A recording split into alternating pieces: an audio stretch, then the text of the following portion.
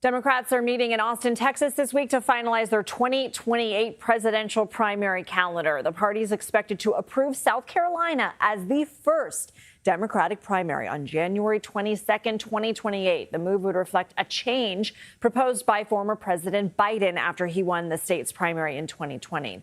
Nevada would be next on February 1st, followed by New Hampshire, New Mexico, Michigan, and Virginia. So let's bring in CBS News political director Fin Gómez. Fin, will the DNC put South Carolina first, and what do the other states have to say about that?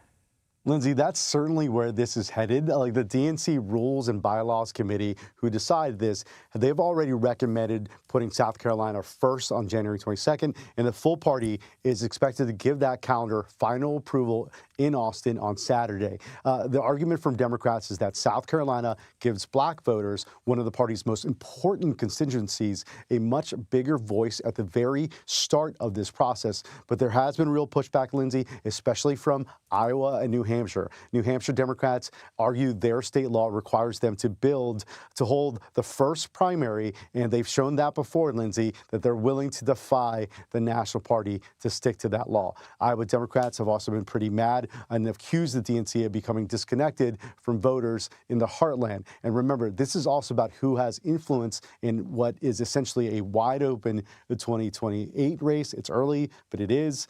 Moving South Carolina and Nevada to the front means a much more racially diverse group of Democratic voters who proponents say could have enormous say in who gets that early momentum and, frankly, who doesn't. Look, I don't want to be dramatic, but we know that right now Democrats are already sort of fighting over, progressive or establishment, and now they're fighting over who gets to primary when. I mean, does any of this bode well for them, or are you hearing from your sources that this is like healthy fighting?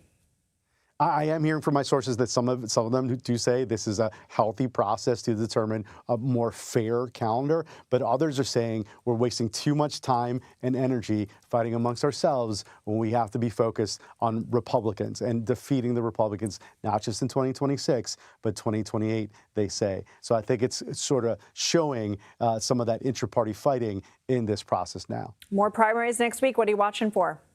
I love primary days, right? So, yeah, we're watching a few races next Tuesday. Alaska may have the biggest implications for November. Republican Senator Dan Sullivan is seeking a third term, and former Democratic Congresswoman Mary Peltola is running against him. Alaska uses a top 4 RCV primary system. So Tuesday is really our first look, Lindsay, at how those two match up with a broader electorate in Alaska before that general election in November. And Democrats are increasingly optimistic. They see Alaska as a potential Senate pickup opportunity. Most of the polling has showed Peltola really in a dead heat against Sullivan. But the other race I'm watching, the other state I'm watching is Florida. I love Florida. I cut my teeth as a young political journalist in Florida. And in Florida next Tuesday, you have some major statewide races, some competitive House races. But the one I'm particularly focused on is the governor's race and the Senate race. Congressman Byron Donalds is the Republican frontrunner, a close ally of President Trump.